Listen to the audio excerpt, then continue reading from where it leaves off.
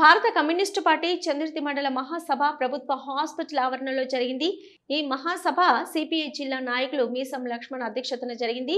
ఈ మహాసభకు ముఖ్య అతిథిగా హాజరైన సిపిఐ జిల్లా కార్యవర్గ సభ్యులు కడారి రాములు మాట్లాడుతూ భారత కమ్యూనిస్టు పార్టీ ఏర్పడి 100 సంవత్సరాలు కావస్తున్న సిపిఐ పార్టీ వేములవాడ నియోజకవర్గ ఎమ్మెల్యేగా ఉన్న సందర్భంలో ఎంతో మంది పేదవాళ్లకు భూములు పంచడం జరిగిందని, ఇల్లు లేని వాళ్లకు ఇల్లు ఇవ్వడం జరిగిందని అన్నారు.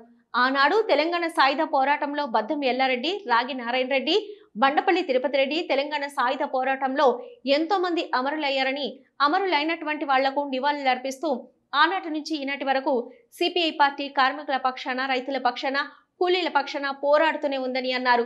ఈ కార్యక్రమంలో ఇంద్ర, కొమరవ్వ, లావణ్య, రాజవ్వ, గడ్డం మల్లవ్వ తదితరులు పాల్గొన్నారు. రాజన్న సిరిసిల్ల జిల్లా చందుర్తి మండల మహాసభ జరుపుకోవడం జరిగింది. 100 సంవత్సరాల సుదీర్ఘ కాలంలో సిపిఐ పార్టీ పేదల కోసం, నిరుపేదల కోసం, ఇండ్ల కోసం, ఇండ్ల స్థలాల కోసం ఈ యొక్క ప్రాంతంలో అప్పుడు సిహెచ్ రాజేశ్వరరావు ఎమ్మెల్యేగా ఎన్నో ఇండ్లు ఇచ్చినటువంటి ఘనచరిత్ర భారత కమ్యూనిస్టు పార్టీ. 100 సంవత్సరాల 1000 ఎకరాల భూములు పంచిన ఘనచరిత్ర భారత కమ్యూనిస్టు పార్టీ సిపిఐ.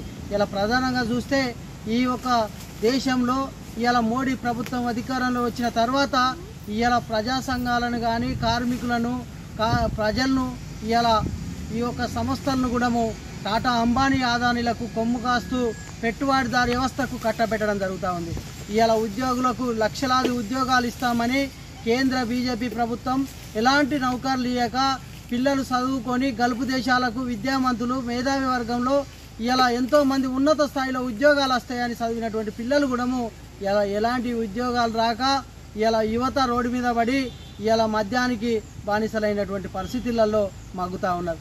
అదేవిధంగా ఇలా చూస్తే లక్షలాది ఇండ్లు ఇస్తాము, డబల్ బెడ్రూమ్లు కానీ, ఇందిరమ్మ ఇండ్లు అని కానీ ఎన్నో ఇండ్లు ఇలా కేంద్ర ప్రభుత్వం ఇస్తున్న ఇండ్లు కానీ ఇలా నిరుపేద కుటుంబాలకు ఇవ్వాలనేది కూడా కోరుతా ఉన్నాం.